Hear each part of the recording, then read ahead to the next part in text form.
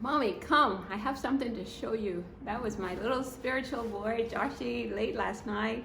So of course I came and he showed me a picture on his phone of this billboard that's all over the place in Nigeria. But what was special about it is that 11:7 that I always talk about, that whenever I see that, that's God reminding me that his presence is with me. So my son, my little 10-year-old guy said, Mommy, I see this sign every day going to school and I remind myself that God is with me. And that just blew the God maniac mama away, that my little 10-year-old son is knowing that God's presence is with him always. And that's the message I want you guys to know, that he's always with us. But the funny thing about this billboard, that was the same thing that God used to let me know the Sunday that I went to this art gallery and we got this painting that's behind us.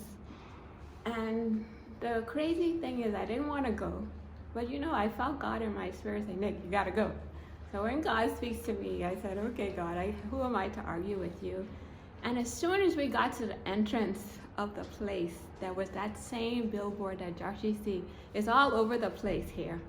And so that 11:7 was like a little wink from God saying, Nick, my presence is here with you. You're exactly where I want you to be.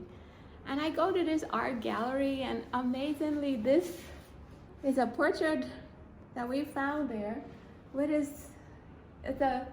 It's our family with the two boys at the bottom. My daughter's at the top with me and my husband. And so it's like, how can this end up in an art gallery that we just happened to go to here in Nigeria? And guys, it was just a message from God to say, Nick, your family is important to me. And not only that his presence is always with us. So just how Joshua is seeing God, this was a sign from God to me that, Nick, I'm with you guys. And not only that our family is important to him, that all families are important to him. This family, this is our work for God. Every morning I wake up and I listen to the news for a few minutes with my husband, and I get so depressed and I get so angry of all the awful things going on in the world. But here's my thing. I use all of that anger as motivation to just say, I need to be a better person in the world for God. I need to be even more committed to spreading goodness. And that's where I want you guys here with me. But guys, it starts in our home. It starts in our family. I had to call a brother in the Bahamas yesterday. He got annoyed at me for calling him about his marriage. And I'm like, look, this is our work for God. And we gotta just be these people that God would have us to be. So we're gonna be the spouses, we're gonna be the mothers and the dads, and we're gonna be everything that God is calling us to be, going the extra mile in love, guys. On Saturday, in an appointment with him, he said, Nick, I want you to be even kinder to anyone who's hurt you.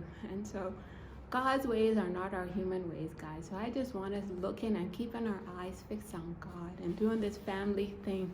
It's not for us, it's for him. So let's just keep our eyes on the prize, raising the future generations of people like my son Joshi, 10 years old, who are gonna look to God.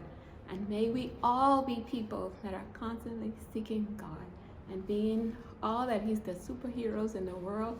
If we go into our office, let's be superheroes there. Let's do our best. No eye service, not something that's going to take us 30 minutes that we drag it for 2 hours, on our phone. Let's give everything for God, and let's just be these super people that he would have us to be.